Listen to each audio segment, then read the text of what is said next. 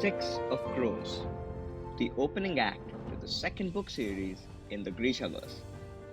Set in Ketterdam, a hotbed of crime, the book is the story of Kaz Brekker, master criminal. But it is so much more than that. It is just as much about the prejudices and love between Nina and Matthias, the gambling and gunslinging spirit of Jesper, the innocence of Violin, and the self-acceptance of Inej. But above and beyond all of that, it is the tale of Ketterdam, where trauma runs just as smoothly as the water in the canals. And crime, well, let's just say, crime has its own rewards. And here to discuss it with us today is Gayatri. Why don't you tell us a bit about yourself, Gayatri? Hi, I'm Gayatri. It's great to be here. I really enjoy reading, drawing, and sculpting. Great to see you today, Gayatri. So, to start, I have this question stuck on my mind. What did you think of Ketterdam in general? And the way it seems like a living, breathing entity in and of itself. So, I think the great thing that Bardugo does is that she does not spend too much time in describing the battle because the reader would lose interest then. But what she does manage to do is capture the essence of the battle in such a way that the reader can easily feel like they are in the battle while reading it. The smell of the battle, the darkness, the lack of safety, even. Or the sounds of the people in the battle. People haggling, bargaining, calling, etc. And when I imagine it, the cobblestones are black, the smell is sickly sweet, and danger hangs in the air like a mist. That's fairly descriptive imagery. And I think Bartugo herself is extraordinary at imagery. But to me, she was even better at characterization, especially the interpersonal relationships in the book, which are some of the most realistic and jump off the pages I've ever personally read. What were your thoughts on those relationships, especially the platonic ones? So, Nina and Inej's friendship is pretty close, in my view, to how actual female friendships are, not afraid to show physical or emotional affection or love. Inej and Jesper's friendship is fantastic too. Inej is a level headed mom friend, and Jesper literally embodies chaos. What's the easiest way to steal a man's wallet? Knife to the throat, asked Inej. Gun to the back, suggested Jesper. Poison in his cup, suggested Nina. You're all horrible, said Matthias. This is one of my favorite quotes in the entire series because of the way they seem to gel together, like a real teenage friend group. Now, speaking of chaos and mom friends, like you said, which characters did you end up associating with? So I sort of feel connected to all of the characters in the book. Violin, because he feels out of place fairly often, and he also feels fairly dumb, and his creative inclination is what ties me to him. Jesper represents my chaos. Ines, she's supposed to represent South Asian women and also her resilience. Nina is my love for luxury and my vanity, and Matthias is my morality, and last but not least, Kaz is definitely my righteousness. You mentioned that you felt connected to Inej because of her being a South Asian woman, which made sense. On a more general note, how do you feel about the diversity in the book? The thing that writers often do is they either make it feel forced or they don't include it at all. But in Bardugo's way of doing it, the diversity is almost accidental, how it should be. Almost like race was accidental, almost like a person didn't choose where they were born. The diversity is, well, diverse, with different body types, skin colors, eye colors, and nationalities.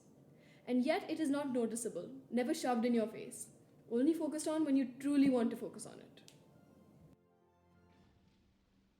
A problem I've noticed that most readers face is that they don't have an idea where to go after they've finished a particularly good book or book series. At Bookbibuli, we have tried to rectify this with the North Star program. What do you think of the program? I really enjoy the North Star program. Usually, when you read a good book, it stays with you for a while until you get the sickening feeling that there's nothing new to read. That can give you that same feeling, which is exactly why I think the North Star program is so good. You can have similar books like a tree growing from branch to branch organically without being restrictive. Like going from branch to branch, if you'll forgive the shameless segue, Bardugo went from strength to strength in the three series that she wrote in the Grishaverse. Where does Six of Crows rank with respect to the other two, in your estimate? While I found the Shadow and Bone series mediocre, I thought that Six of Crows was a vast improvement. And even though I haven't read the King of Scars duology, I've heard that it's even better. That sort of exponential growth really shows what kind of a writer she is. And she has settled into a superb groove. As Matthias says, we're all someone's monster. Bardugo expanded the story beautifully, especially with the introduction of Jurda, the real monster. And I'd like to pick your brains on Jurda Param and the lore that changed because of it. So, for those of you who don't know, Jotaparam is a drug which makes Grisha extremely powerful and makes their powers work in unimaginable ways. However, it is insanely addictive and reduces people to the shell of their former selves, which I think so may be symbolism for the fact that power or rapture or ecstasy never comes without a crushing cost. It changes the lore of the Grishaverse because if it gets into the wrong hands, the world falls into chaos. As a super soldier, Grisha is one of the most horrific realities a person could dream of.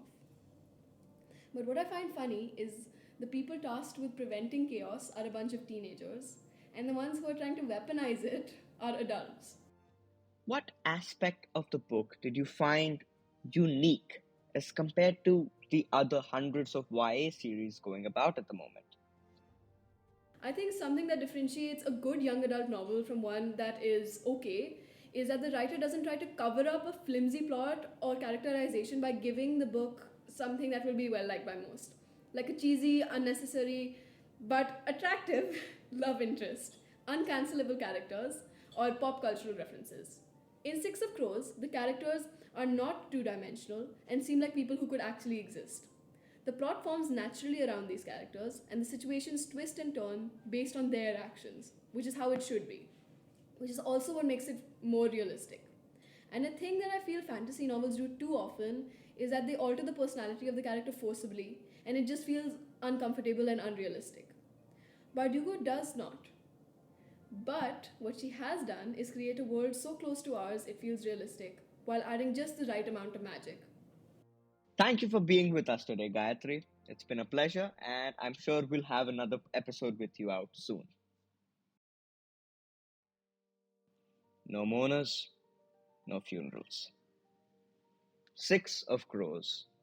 Dark, brutal, bloody, and yet entrancing. Written in Bardugo's mystical and fairy tale-esque style, the book tells the story of the Crows, a crime gang led by the vicious and deadly Kaz Brekker. There are six of them, each with their own unique story to tell. Tales of betrayal and love, attraction and repulsion, gunsmoke and blood, revenge and defeat. Bardugo improved vastly on the Grisha series to produce a book with far superior characters, ideas, and setting. To me, the point she improved most on was the humor. The conversations between the crows moves from banter to tactics so smoothly and effortlessly that they seem to be a criminal gang without losing sight of the fact that they are, still teenagers. Overall, it ended up combining friendship, romance, and mystery effortlessly, with bloody crime, vicious deaths, and convoluted plots. And now it's time for Bookbibuli Read Reco. The pacing of the book is superb, as it fairly skips along, keeping you entranced without ever feeling rushed. The characters are written to leap off the pages, and they accomplish that feat with gleeful writing. The tone of the book ranges from comedy to camaraderie to dark, slipping effortlessly from one emotion to another like a snake traversing a mountaintop. It does contain some dark elements, such as gore, death, and prostitution. However, it is counterbalanced by the variety of characters, their vivacity, and the sheer dynamism that is Bardugo's writing style. The book is suitable for teenagers, but to give it to anyone under the age of 13 is inviting danger. The ideal reading path leading up to this book would be other contemporary YA series, starting with Divergent, leading into the Hunger Games, and then the Shadow and Bone series, which is now called the Grisha series. The next book, or the ideal progression after you've read this, would be King of Scars, also by Le Bardugo.